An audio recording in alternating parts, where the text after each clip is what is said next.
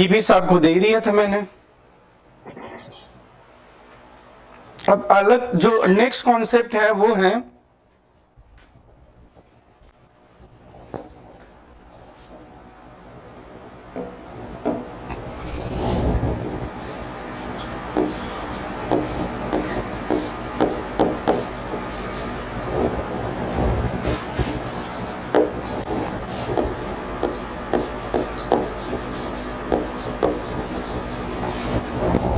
Lattice energy. Lattice energy सुना है ना, बोलो। लैटिस एनर्जी जैसे जब तुम फिजिक्स में पढ़ते हो ना, लैटिस एनर्जी का फॉर्मूला है U equals to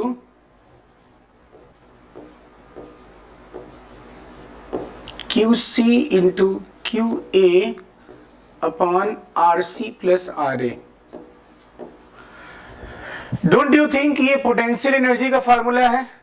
F into R Q1 Q2 upon R square into R, तो यही आएगा ना, बोलो। तो लैटिस एनर्जी, किसी भी आयनिक कंपाउंड की लैटिस एनर्जी क्या होती है? एक मोल लैटिस के फॉर्मेशन में जितनी एनर्जी रिलीज होती है, या एक मोल केटायन एक मोल एनायन को इनफाइनाइट डिस्टेंस से फाइनाइट डिस्टेंस पे लाने पर जितना वर्क करना पड़ता है, यही पोटेंशियल एनर्जी पढ़ते हो ना तुम लोग। Yes sir. कोलम्बिक वाले में। तो ये C क्या डिनोट करता है? केटायन। A क्या है बोलो? एनायन। R C क्या है बोलो? It is radius of cation. और R A क्या है बेटा? It is radius of anion, है ना। और QC और QA क्या है बोलो? Charge on cation anion. जैसे मान लो NaCl आपको बनाना है, NaCl, तो NaCl में बोलो कौन कौन सा हो जाएगा पता चला? म्यूट कर लो। Na plus Cl minus, Na plus 1 मोल और 1 मोल Cl माइनस को इनफाइनाइट डिस्टेंस से फाइनाइट डिस्टेंस पे ला करके और 1 मोल NaCl लैटिस बनाना, और उसमें जितनी एनर्जी रिलीज होगी that energy is known as lattice energy. या इसका जस्ट रिवर्स भी कह सकते हो। लैटिस ऑलरेडी बना हुआ है, मैं कह रहा हूं the amount of energy needed to cleave the 1 mole lattice, तो उसे हम क्या बोलेंगे बोलो? Lattice energy. जैसे बॉन्ड एनर्जी में बोलूं तो बॉन्ड एनर्जी को दो तरह से बोल सकते हैं। Energy released in the bond formation, 1 mole bond formation, और या मैं कहूं the energy required to cleave 1 mole bond. बोलो ठीक है ना? लैटिस एनर्जी समझ रहे हो? ठीक। तो ये लैटिस एनर्जी का ये फॉर्मूला। अब लैटिस एनर्जी किस पे डिपेंड करेगी और इससे क्या, पहले तो डिफिनेशन क्यों ना लिख दिया जाए,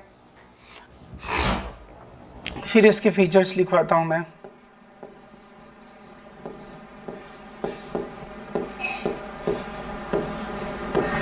the amount of energy required to cleave 1 mole lattice, the amount of energy required to cleave 1 mole lattice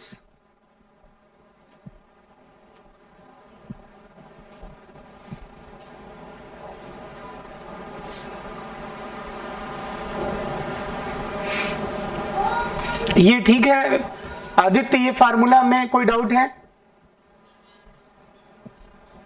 बताओगे तो मैं बता दूंगा। जानते हो कौन कैसे हो जाएगा? ये जानते हो ना, Q1 Q2 upon R square वाला। बोलो ना दुष्ट। तो तुम पोटेंशियल एनर्जी ऐसे तो निकालते थे, फोर्स इंटू डिस्टेंस, तो ये R कट कर देते थे, यस ना। तो अब यहां पे बस डिफरेंस क्या होगा, क्योंकि तुम आयनिक मॉलिक्यूल बना रहे हो, आयनिक कंपाउंड बना रहे हो, तो आयनिक कंपाउंड में फिर एक केटायन होगा और फिर एनायन होंगे ना, केटायन एनायन होंगे। इसलिए यहां पे हम QC और QA डिनोट कर रहे हैं, केटायन का चार्ज और एनायन का चार्ज। ऐसा डन है? ये नोट कर लिया? जल्दी से जवाब दो। हाँ डन? Yes sir. अब बेटा ग्रुप में नीचे जाने पे खुद बताना। चलो जैसे जैसे नीचे जाओगे तो देखो तुम U में और डिस्टेंस में क्या रिलेशन दिख रहा है?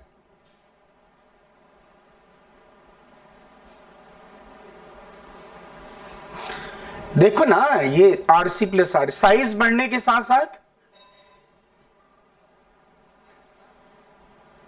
अच्छा ये U में और इसमें रिलेशन नहीं पता चल रहा है, ये कैसा रिलेशन है? इनवर्स। हाँ तो बोलो ना यार, फिर कितना क्या सोच रहे हो? तो जैसे जैसे केटायन एनायन का साइज बढ़ेगा, लैटिस एनर्जी क्या होगी? कम। हाँ, तो आप ऐसा लिखोगे, as we move down the group, as move down the group,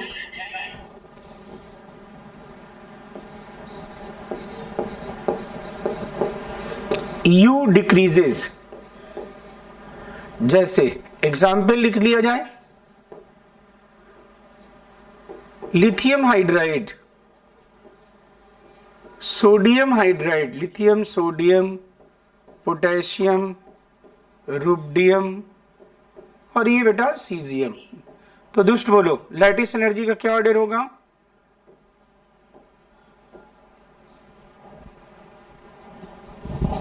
बोलो, डाउट है आपको?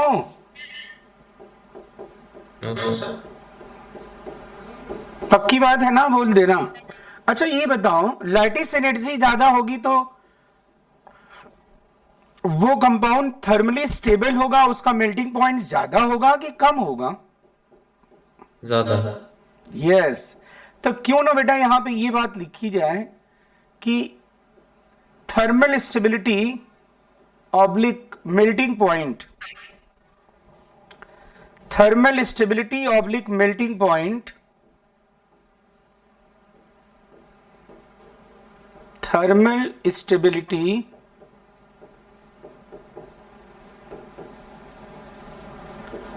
Oblique melting point is directly proportional to lattice energy.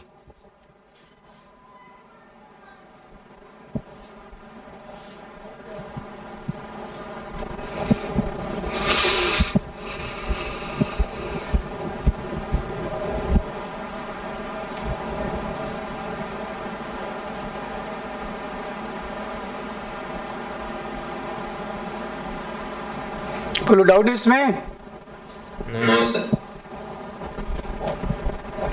पक्की बात ना, देख लेना बेटा ये। अब एक बात और फिर बता दो भाई, ये किसी भी मॉलिक्यूल को अगर हमें वाटर में डिसॉल्व करना है तो उसकी लैटिस एनर्जी कम होनी चाहिए कि लैटिस एनर्जी ज्यादा होनी चाहिए? बताओ। कम। क्योंकि अगर कोई चीज पानी में आप घोलते हो तो पहले लैटिस को क्या करना पड़ेगा? आपको तोड़ना पड़ेगा कि नहीं तोड़ना पड़ेगा? Yes sir. और लैटिस एनर्जी अगर ज्यादा है तो लैटिस को तोड़ना क्या होगा? आसान होगा कि मुश्किल होगा? मुश्किल। तो जब लैटिस को तोड़ना ही मुश्किल होगा तो आप डिसॉल्व कैसे करोगे? यानी साफ साफ पता चल रहा है, as the magnitude of lattice energy increases, solubility in water decreases. तो यहां पे आप ऐसा लिख दो, solubility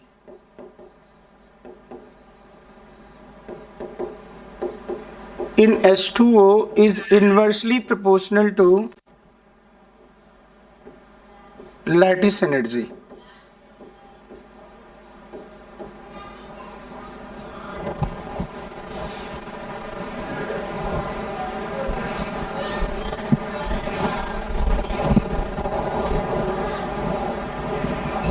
आदित्य बोलो। Yes sir. डर है नहीं है? कोई दिक्कत नहीं इसमें ना? ठीक है। अब एक चीज और, अब इसमें वेरिएशन एक और देखते हैं कि फॉर पॉली एनाइंस,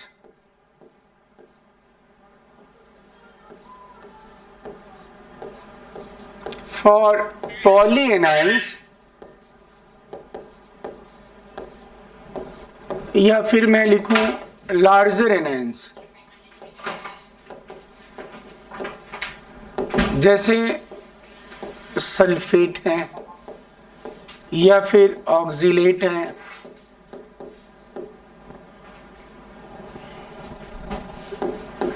या कार्बोनेट है, ये कैसे होंगे बोलो? ये पॉली एनाइंस एनायन और केटायन में कौन बड़ा होता है बताओ बेटा? एनायन बड़े हो हैं? एनायन। हाँ एनायन। और अगर वो पॉलीएटॉमिक एनायन हो तब क्या होगा? बहुत बड़ा। और बड़ा होगा ना। तो फिर ये मैं जितने लिख रहा हूं ना, कार्बोनेट हो गया, ऑक्सलेट हो गया, sulphate,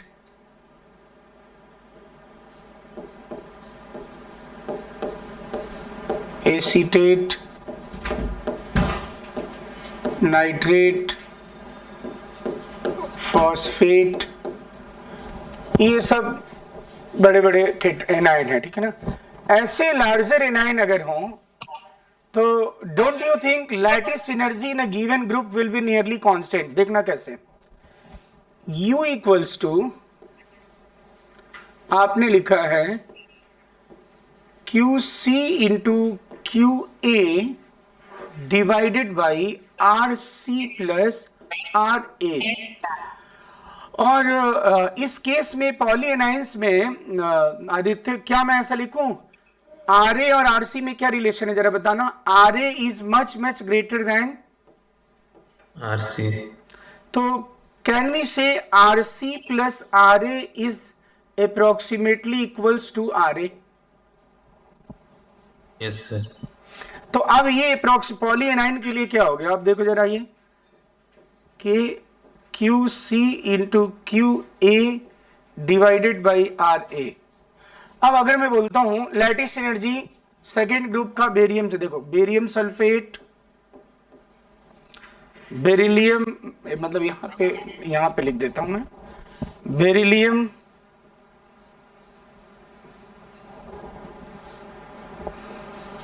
beryllium, magnesium, calcium, strontium, barium. अब बताओ मुझे इनकी लैटिस एनर्जी क्या होगी बताओ? There is a very much difference और it will be nearly same. Nearly same. हाँ देखा। और अभी हमने क्या पढ़ा था? लैटिस एनर्जी ग्रुप में नीचे जाने पे क्या होता है? डिक्रीज ना। Yes sir. लेकिन इस केस में तो मैंने ये लिखा, for polyanions larger anions U in a given group, in a given group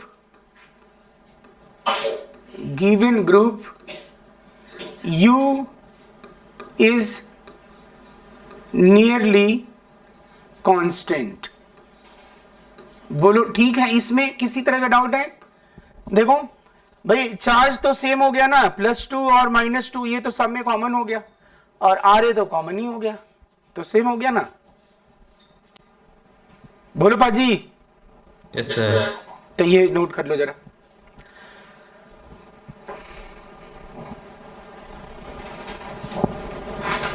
Aditya yes sir. ये बात समझ में आ रही कि नहीं? Yes sir. आदित्य मत पिटूंगा। एक आदि यहाँ भी है, ये बदमाशी कर रहा है। Yes sir.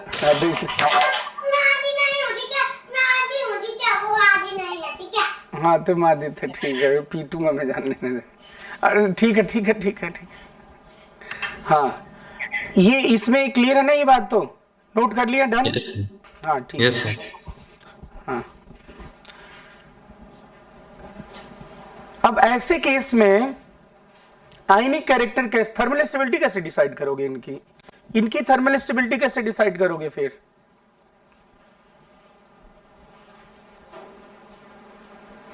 ऐसे केस में जब लैटिस एनर्जी नियरली कांस्टेंट हो तो हम कैसे डिसाइड करेंगे थर्मल स्टेबिलिटी कैसे डिसाइड करेंगे? तो फजान्स रूल से करेंगे। फजान्स रूल सुना है? Yes sir. सीन बताऊंगा मैं, ठीक ना? यही बताने जा रहा हूं। तो इस केस में क्या होगा लिखो, if lattice energy is nearly constant in such cases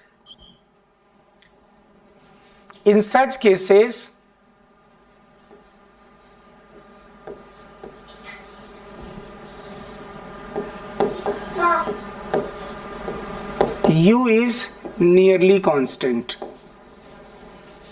constant. In such cases,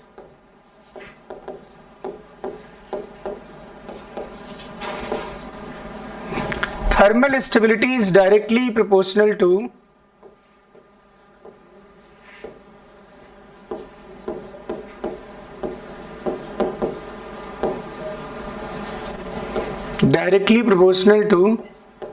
ionic character.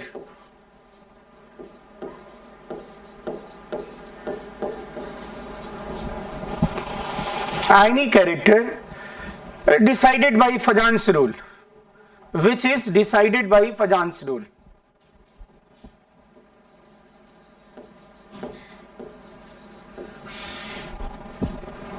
Decided by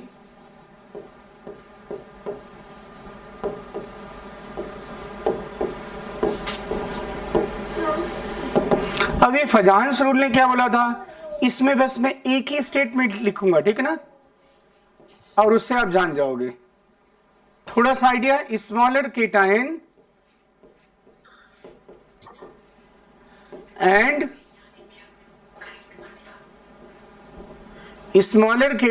and larger anion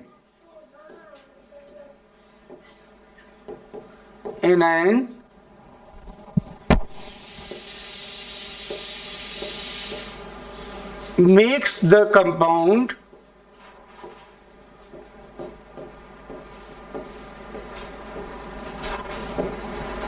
more covalent.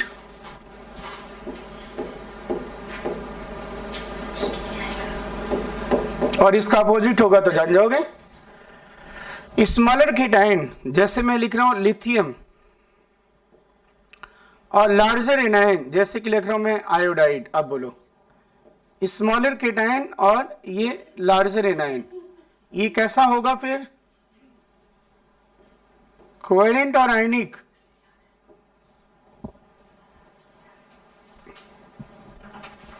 हाँ कोवेलेंट होगा. जितना अब ये क्यों होता है पता आपको, केटायन की कौन सी प्रॉपर्टी होती है बोलो. केटायन जो होते हैं ना, मैं यहाँ पे लिखूंगा तो ज्यादा अच्छा रहेगा. जो केटायन होते हैं उनकी एक प्रॉपर्टी होती है, जानते हो क्या, केटायन की प्रॉपर्टी होती है पोलराइजेशन पावर. सुना है क्या बेटा पोलराइजेशन पावर? क्या है, मैं सुना है तो कोई बात नहीं, मैं भी लिखवा दूंगा. Polarization power which is inversely proportional to size. अब ये है क्या polarization power? It is the capacity of cation to attract electronic cloud of anion. क्या है बेटा बोलो? Capacity of cation to attract electronic cloud of anion. मतलब cation की वो कैपेसिटी जिससे वो एनायन के इलेक्ट्रॉनिक बादलों को, इलेक्ट्रॉनिक क्लाउड को अपनी तरफ क्या कर ले बोलो, अट्रैक्ट कर ले, या उसमें डिस्टॉर्शन क्रिएट कर दे. उसी को पोलराइजेशन पावर कहते हैं. मतलब जिसका पोलराइजेशन पावर ज्यादा होगा वो एनायन से इलेक्ट्रॉनिक क्लाउड को अपनी तरफ क्या कर लेगा, अट्रैक्ट कर लेगा. हाँ खींच लेगा. देखो आदित्य बोल दिया. तो आप ये क्या करोगे, इसमें आप ये डिफिनेशन यहाँ लिखोगे पोलराइजेशन पावर का डिफिनेशन. बोलूं मैं, ये पूरे ऐसे नोट करते जाओ, फिर यहां पे आना, फिर बताना आप. Yes sir. पक्का देख लो, नोट करना पड़ेगा, ऐसा नहीं कि वो लिखने से, क्योंकि एक बार पूरा आइडिया होता है ना. मैं समझे फॉर केटायन में बोलो ना, ये बोलो. Yes sir. Capacity of cation to attract electronic cloud of anion. Capacity of cation to attract electronic cloud of anion. Electronic cloud of anion. और ये मैंने लिखा है, किस पे डिपेंड कर रहा है. मतलब अगर मैं कहूंगा lithium plus lithium, sodium, potassium, rubidium, तो पोलराइजेशन पावर का ऑर्डर ये होगा.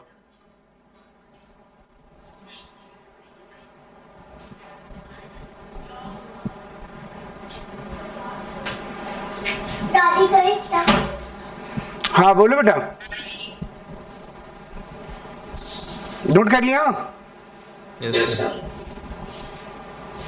पक्की बात है ना, देख लो पूरा नोट कर लिया तो यस डन सर। डन है ये पूरा, यहाँ के सारा नोट कर लिया ना, ठीक है।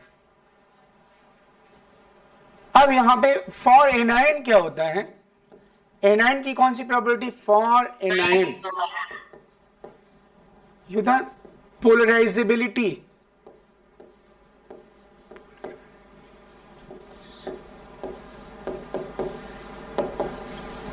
पोलराइजेबिलिटी क्या होती है, तो पोलराइजेबिलिटी क्या, it is the capacity of any anion, it is the capacity of any anion to share its electronic cloud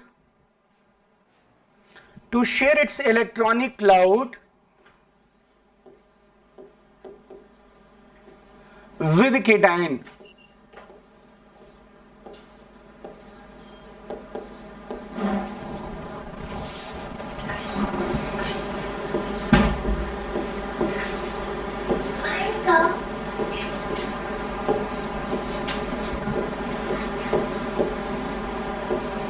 अब तुम बताओ पोलराइजेबिलिटी कब ज्यादा होगी, बोलो?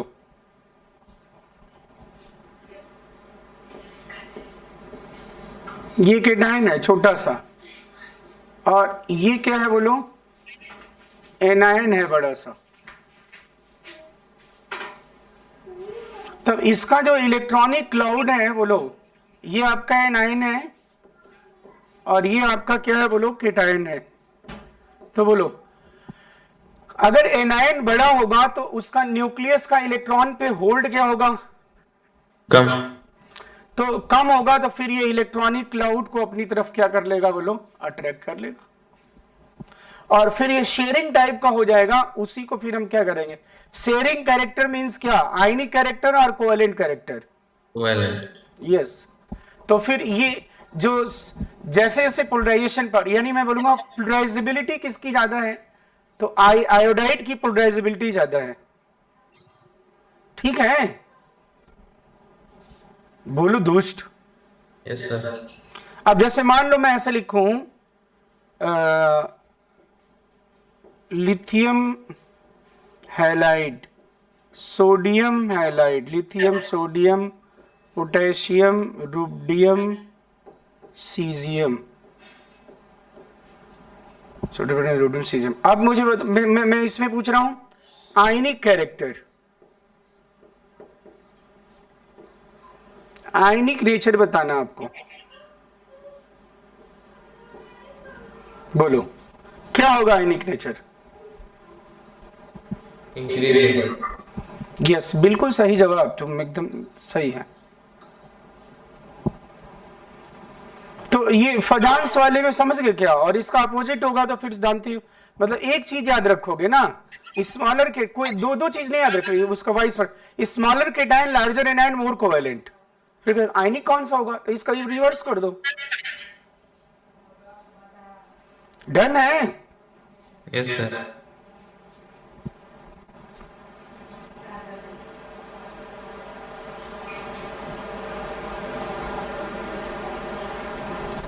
ठीक है। तो ये लैटिस एनर्जी आपको मैंने बता दिया। अब मैं बात करूंगा हाइड्रेशन एनर्जी। हाइड्रेशन एनर्जी क्या होता है?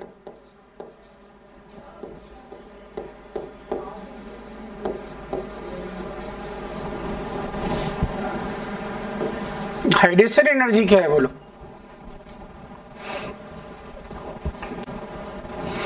तो हाइड्रेशन नहीं, इसके पहले एक मिनट यहां पे एक और वो कर लीजिए। अगर मैं यहां पे कहता हूं इनकी थर्मल स्टेबिलिटी बताओ, थर्मल स्टेबिलिटी मैं यहां लिख रहा हूं beryllium carbonate, magnesium carbonate,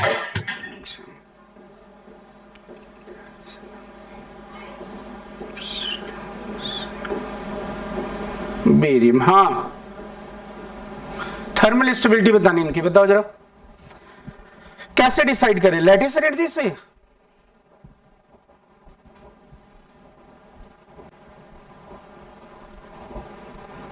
thermal stability कैसे डिसाइड करूं यहां पे, लैटिस एनर्जी से या फिर फजांस रूल से? फजांस। ओके, लैटिस एनर्जी तो कांस्टेंट है ना, हाँ ठीक है। अब बताओ बेटा इसमें फजांस रूल अप्लाई करो, जितना ज्यादा आयनिक होगा उतना, तो बताओ फिर सबसे ज्यादा आयनिक कौन है? Sir barium carbonate. हाँ, तो थर्मल स्टेबिलिटी इस केस में क्या होगा बोलो, इंक्रीजेज ना, ऐसा बोलो बेटा। यस और जो ये चीज नहीं जानेगा वो केवल फार्मूला अगर वो याद रखा Q1 QC QA QC QA divided by RC plus RA, group में नीचे जाने पे लैटिस एनर्जी डिक्रीजेस, तो वो क्या करेगा, उल्टा लिख देगा कि नहीं बोलो? Yes sir. हाँ, ये ध्यान रहे। तो thermally unstable, thermally you know beryllium carbonate इतना अनस्टेबल होता है, it is kept in the atmosphere of CO2। CO2 के एटमॉस्फेयर में ये टूटता रहता, BeO CO2, मतलब ये क्या होता है, ऐसा टूटता रहता है, देखो ये ऐसा टूटता रहता है, ये क्या बनता रहता है, BeO प्लस CO2। तो इसको ना वो करने के लिए हम यहाँ पे कैसा इन्वायरमेंट मेंटेन रखते हैं, बोलो किसका इन्वायरमेंट मेंटेन रखेंगे, बोलो? CO2। हाँ, तो क्यों ना ये अलग से एक पॉइंट लिख दो कि BeCO3 is kept in the atmosphere of CO2। BeCO3 is kept in atmosphere of CO2।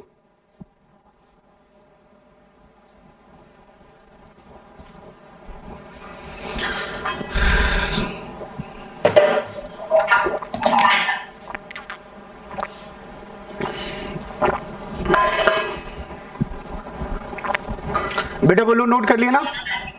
Yes sir. ये डन है, कोई दिक्कत नहीं इसमें। अब मैं बात कर रहा था हाइड्रेशन। हाइड्रेशन एनर्जी क्या है बोलो?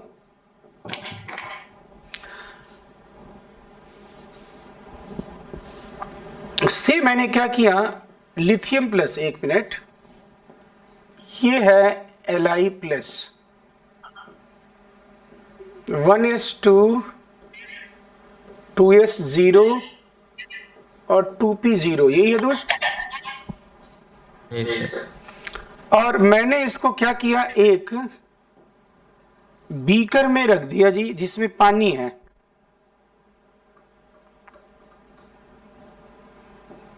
Water is there. तो Li प्लस को अगर मैंने इसमें डब ऐसे गिरा दिया, तो Li प्लस को इनिशियली जब वाटर मॉलिक्यूल अप्रोच करेंगे तो कैसे अप्रोच करेंगे बोलो?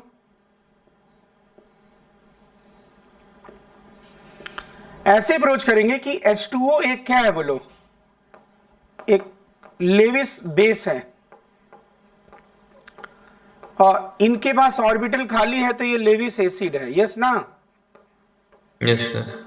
तो ऐसा 4 वाटर मॉलिक्यूल कोऑर्डिनेट बॉन्ड बना लेंगे, यस बोलो? Yes sir. और अब मैं इसे कैसे लिखूं, देखो Li और क्या बेटा, H2O। अब मुझे बताना, अब इसमें कोई चार्ज होगा कि नहीं? लिथियम तो क्या है, प्लस, और H2O कैसा है, न्यूट्रल, तो ओवरऑल चार्ज क्या हुआ, प्लस ही हुआ कि नहीं, बताओ? Yes sir. हाँ प्लस, ठीक है ना। अब बाकी वाटर मॉलिक्यूल क्या करेंगे, तो water can be regarded as a dipole, water can be regarded as a dipole, yes ना? Yes sir. अब ये जो डाइपोल है ना बेटा, ये डाइपोल जो वाटर का है, माइनस वाला एंड इधर आ जाएगा, और ऐसा देखो माइनस वाला एंड इधर आ जाएगा, प्लस माइनस। ये हो रहा है डाइपोल डाइपोल इंटरेक्शन, ये dipole cation interaction, sorry dipole cation interaction. ये अट्रैक्शन हो रहा है कि रिपल्शन हो रहा है बताओ? अट्रैक्शन। चलो ठीक है जी, अट्रैक्शन हो रहा है। अब आदित्य अगर ये अट्रैक्शन हो रहा है तो कभी भी इलेक्ट्रोस्टैटिक अट्रैक्शन में एनर्जी रिलीज होती है कि एनर्जी एब्जॉर्ब होती है बताओ? रिलीज। क्या बात है। तो एनर्जी ये जो रिलीज होगी ना बेटा, यही एनर्जी क्या कहलाएगी, बोलो बोलो? Hydration energy. हाँ, और कोई भी सॉल्वेंट हो तो, और कोई भी, सॉल्वेशन। हाँ बस। अब मुझे बताओ, ये मैंने ये वाटर मॉलिक्यूल का देखो, ये एक लेयर बन गया कि नहीं? Yes sir. अब मुझे बताओ, क्या ये पॉजिटिव चार्ज खत्म हो गया क्या? No sir. क्यों खत्म होगा? पॉजिटिव चार्ज तो बना ही रहेगा क्योंकि H2O तो न्यूट्रल है ना। Yes sir. तो ये ऐसा ही है कुछ कि जैसे लग रहा है कि एक मैग्नेट को अगर मैं कपड़े से लपेटता जाऊं, एक मैग्नेट को कपड़े से लपेटता जाऊं, तो क्या मैग्नेटिक फील्ड जीरो हो जाएगा या मैग्नेटिक फील्ड की स्ट्रेंथ कम होती जाएगी, बोलो? कम होती जाएगी। हाँ, दो डिस्टेंस। तो ऐसे ही वाटर मॉलिक्यूल फिर और आएंगे, फिर और आएंगे, फिर और आएंगे, ऐसा गोल गोल बनता जाएगा। ये प्रोसेस क्या कहलाता है बोलो? It is hydration. और जो एनर्जी रिलीज होगी दैट इज हाइड्रेशन एनर्जी। तो हाइड्रेशन एनर्जी क्या है पता चला आपको? और हाइड्रेशन एनर्जी अगर ज्यादा होगी तो फिर क्या होगा? हाइड्रेशन एनर्जी ज्यादा होगी तो क्या होगा? कंपाउंड सॉल्युबल होगा कि इनसॉल्युबल होगा? सॉल्युबल। हाँ, तो ऐसा आप लिखिए, हाइड्रेशन मतलब the amount of energy released during hydration, the amount of energy released during hydration।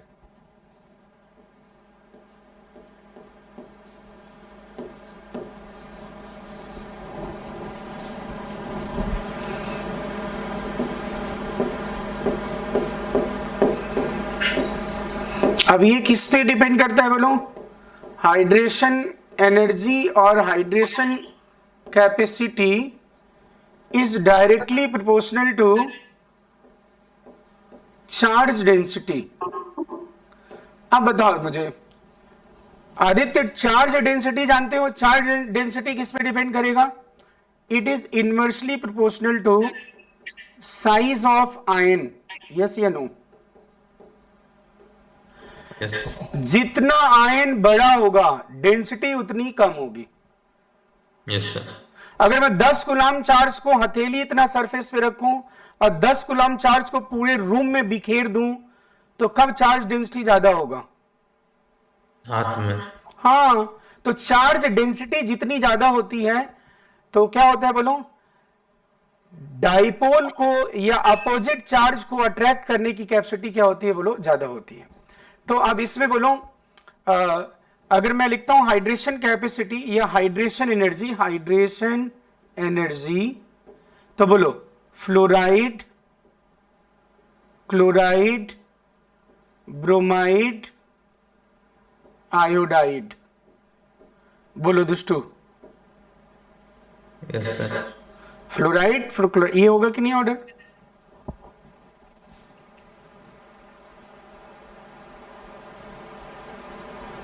बोलो। Yes sir. इसमें डाउट तो नहीं है? और अगर मैं लिखूं lithium plus sodium plus potassium rubidium, अब बोलो।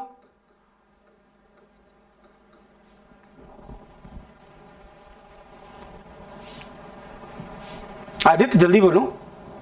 Sir increasing. हाँ, डिक्रीजिंग, ठीक ना बेटा? एकदम बिल्कुल सही है, कोई दिक्कत नहीं इसमें, आसान है ना एकदम, ऐसे बता दो। और अगर मैं H प्लस को बोलूं तो सबसे छोटा कौन? H plus. सबसे छोटा हाइड्रोजन, और हाइड्रोजन से भी छोटा H प्लस। तो H प्लस सबसे छोटा है तो उसकी चार्ज डेंसिटी कैसी होगी? सबसे ज्यादा। तो तुम्हें पता है H plus there is no existence of H plus independently. It always associated with the water molecule. Yes या no? क्योंकि वो H प्लस इतना ज्यादा चार्ज डेंसिटी है ना कि वो इधर उधर मॉइस्चर भी होगा ना, हवा में ऐसे मॉइस्चर भी होगा, उसको भी क्या करेगा बोलो, अपनी तरफ अट्रैक्ट कर लेगा. तो H plus is always exist in solvated form. There is no independent existence of H plus. It is due to high charge density. बोलो ठीक है ना? H plus always exist, मतलब ये बहुत इंपॉर्टेंट स्टेटमेंट है. H plus always exist in hydrated form. Hydrated या solvated लिखा हुआ, हाइड्रेटेड फॉर्म. तो ये हाइड्रेशन कैपेसिटी समझ गए क्या बेटा? अब एक चीज और आदित्य लगे हाथ यहां बता दूं बेटा, ये एक तो होता डायमीटर केटायन एनायन का, और एक होता हाइड्रेटेड आयन का diameter, diameter of hydrated ion. Diameter of hydrated ion का मतलब होता है कि जो तुमने आयन इसमें रखा है और उसके चारों तरफ तुम्हें ऐसा लग रहा है कि इट इज एक प्याज में जैसे नहीं, ओनियन में जैसे नहीं लेयर्स रहते बहुत सारे.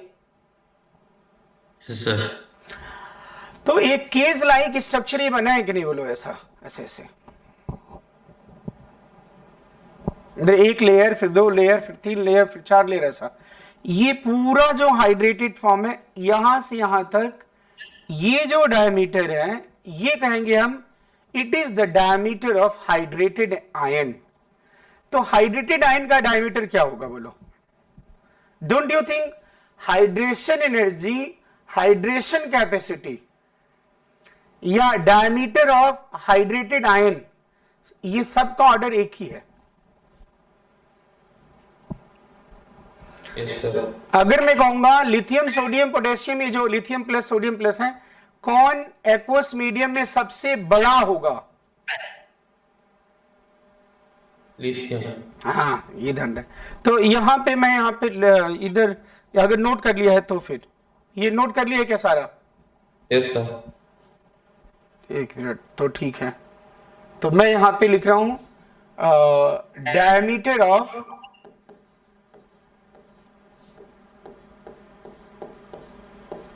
हाइड्रेटेड आयन,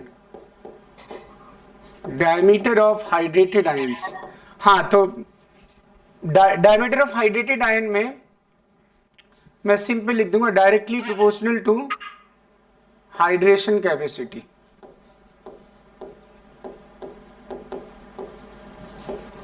जो पहले लिखा था. और इसका मतलब अगर मैं लिखता हूं यहां पे एक्वस मीडियम में Li प्लस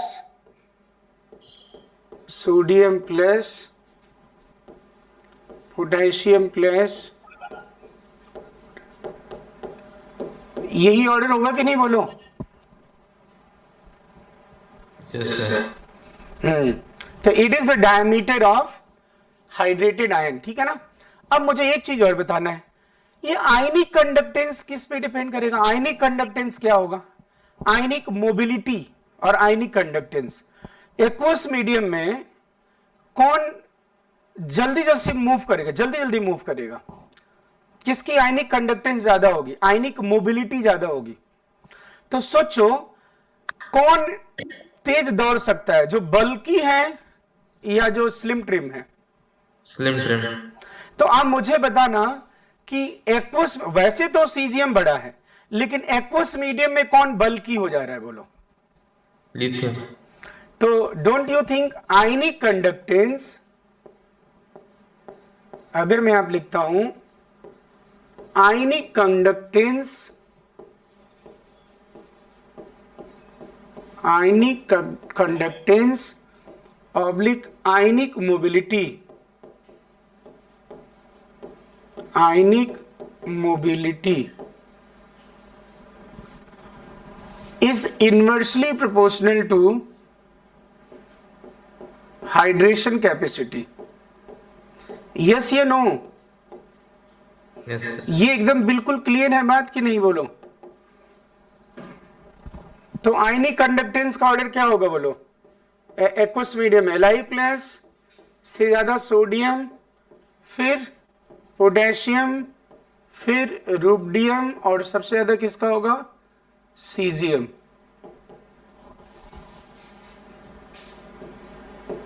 आदित्य, क्या इसमें डाउट है? बोलो जल्दी से। हाँ सर। पक्की बात? Yes sir. हाँ। कोई भी कंपाउंड सॉल्युबल कब होगा? अब थोड़ा सा उसके साथ रिलेशन ले। कोई भी कंपाउंड वाटर में सॉल्युबल कब होगा? उसके लिए क्या कंडीशन होना चाहिए? लैटिस एनर्जी होनी चाहिए। लैटिस एनर्जी कम होनी चाहिए कि ज्यादा होनी चाहिए? कम। हाँ, तो for solubility in water, for solubility in water, lattice energy should be lesser than hydration energy.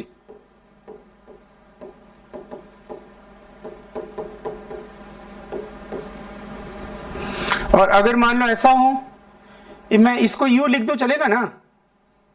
U, और इसको क्या बोलते हैं? He, ठीक है, हाइड्रेशन एनर्जी। अब बोलो, इसका अपोजिट कर दो तो क्या होगा? सॉल्युबल कि इनसॉल्युबल? इनसॉल्युबल। इनसॉल्युबल। कब होगा insoluble? U greater than hydration energy. और एक और केस हो सकता है,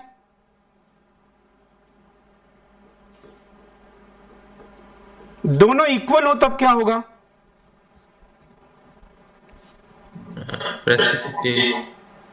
नहीं, रिवर्सिबल सॉल्व, मतलब प्रेसिपिटेशन भी होगा। प्रेसिपिटेशन और सॉल्यूशन दोनों सॉल्युबिलिटी के बीच में इक्विलिब्रियम मेंटेन होगा। Yes sir. मतलब रिवर्सिबली सॉल्युबल होगा, ठीक है ना? प्रेसिपिटेट तो हो गया ना यहाँ पे, इनसॉल्युबल मतलब हो गया ना दूसरी प्रेसिपिटेट। ये अगर ये क्या होगा बोलो? If U equals to hydration energy, तो फिर यहां पे क्या होता है? रिवर्सिबल सॉल्युबिलिटी, रिवर्सिबल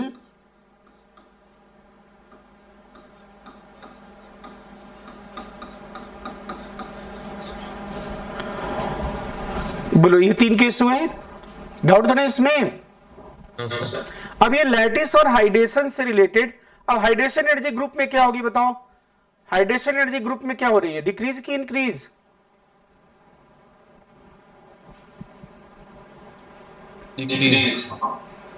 डिक्रीज, क्योंकि साइज इंक्रीज हो रहा है, ठीक ना?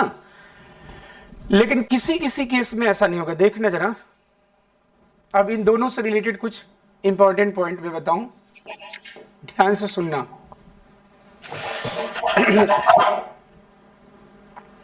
अगर मैं इसकी सॉल्युबिलिटी बोलूं, देखो,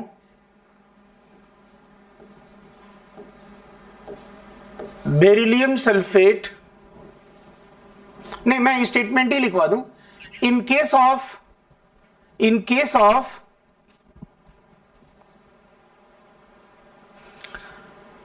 polyanions oblique larger anion, in case of polyanion oblique larger anion,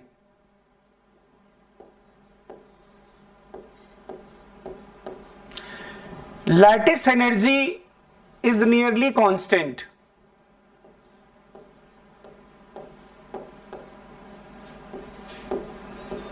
Lattice energy is nearly constant.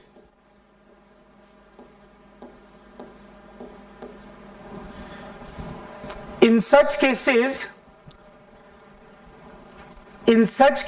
solubility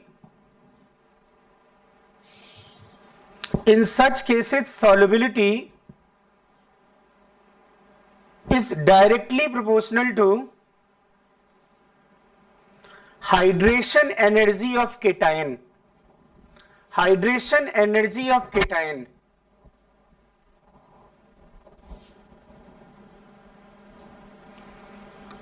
hydration energy of, क्या लिखा दोस्त? दुष्टू बोलो। कैटायन। आप जरा बताना, ये देखो इसकी सॉल्युबिलिटी बताओ। हम लैटिस एनर्जी से डिसाइड नहीं कर सकते ना इसकी सॉल्युबिलिटी, क्योंकि लैटिस एनर्जी कम होती है तो सॉल्युबिलिटी ज्यादा होती है, लेकिन यहाँ पे तो लैटिस एनर्जी नियरली क्या है, सेम है। तो आप बताओ मैं कैसे देखूं, बोलो। अब हाइड्रेशन एनर्जी में डिफरेंस है कि नहीं, देखो जरा। Yes sir. किसकी हाइड्रेशन एनर्जी में डिफरेंस है? क्या सल्फेट? वो तो सब में कॉमन है।